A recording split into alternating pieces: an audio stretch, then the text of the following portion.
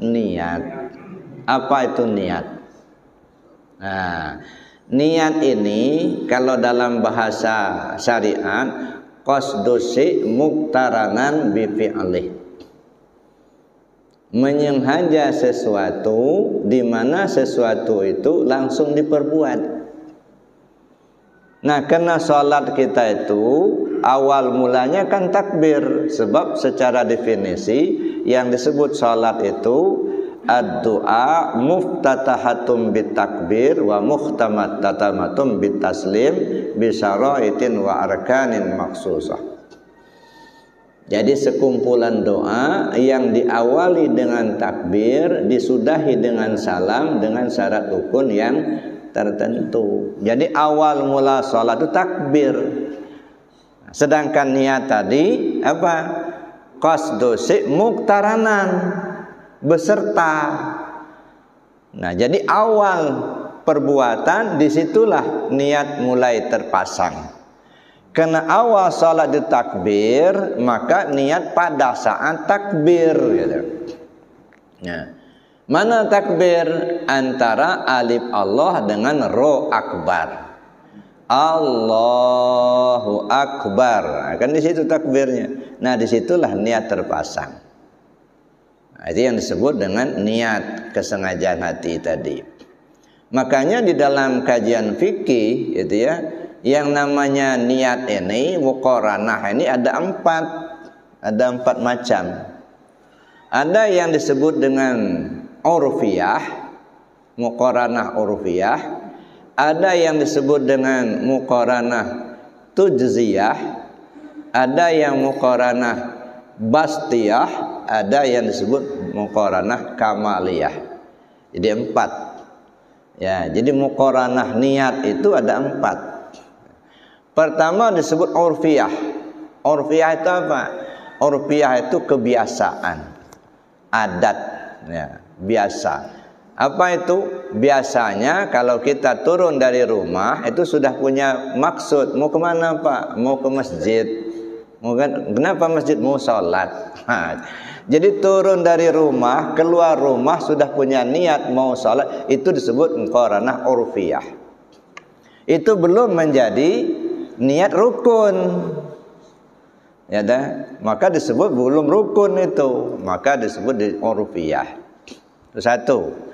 Yang kedua ada muqaranah tujziyah, melampaui. Ya, setelah selesai Allahu akbar, selesai takbir baru berniat. Ini namanya tujziyah, melampaui, ya. Nah, oleh dua-duanya ini dikategorikan tidak sah. Kalau niat yang dipasang hanya ini itu tidak sah. Kenapa? Yang pertama sebelum takbir, yang kedua sesudah takbir. Sedangkan niat itu bersamaan dengan takbir.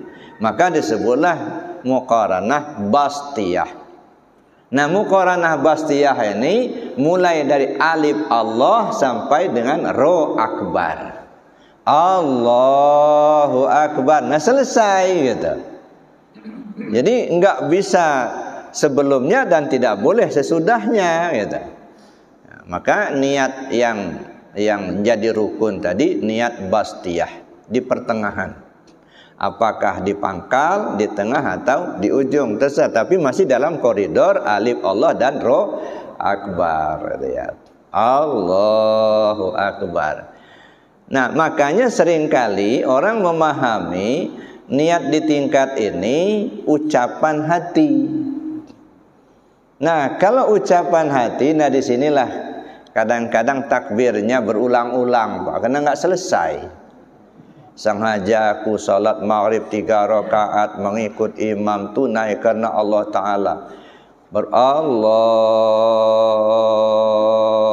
nggak selesai, belum tamat. Ulang lagi, Allah,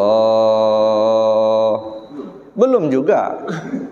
Ujung-ujungnya muter, Allah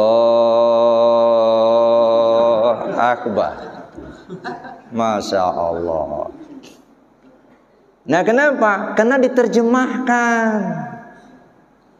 Sekarang kita paham niat itu apa? Lintasan hati. Nggak usah diterjemahkan. Kalau terjemahkan ngaji kita itu. Jadi niat itu bukan menterjemahkan usolli fardhul maghribi salasa rakaatin mustaqbil qiblati adaan ma'muman lillahi ta'ala. Mau dibaca silakan, tapi nggak usah diterjemahkan di hati. Udah tahu bahwa kita itu sholat maghrib, udah ngerti kita sholat maghrib itu 3 rakaat, udah paham kita sholat ini menghadap kiblat, sudah. Kita ini berjamaah ikut imam, udah nggak usah disebutkan imamnya Pak Rahman, nggak usah. Udah paham lah, itu namanya lintasan hati.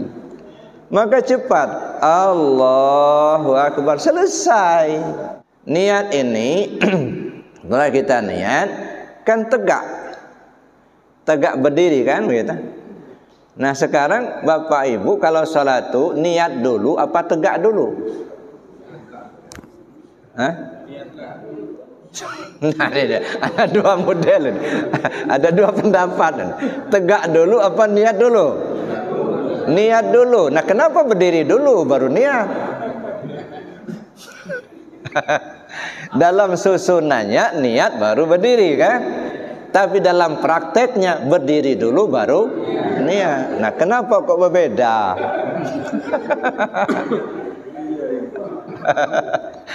Dalam susunannya itu niat dulu.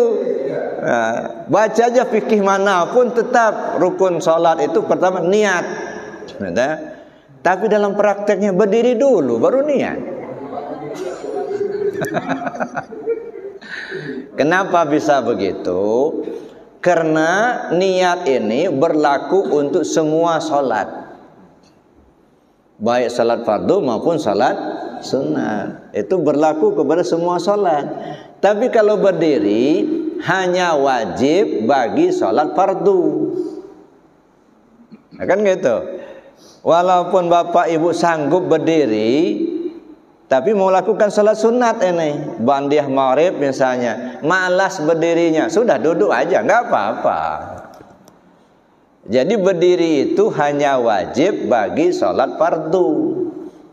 Kalau sholat sunat, walaupun sanggup berdiri, boleh duduk.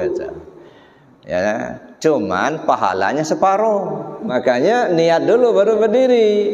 Karena niat ini wajib bagi semua sholat, sedangkan berdiri hanya wajib bagi sholat fardu saja.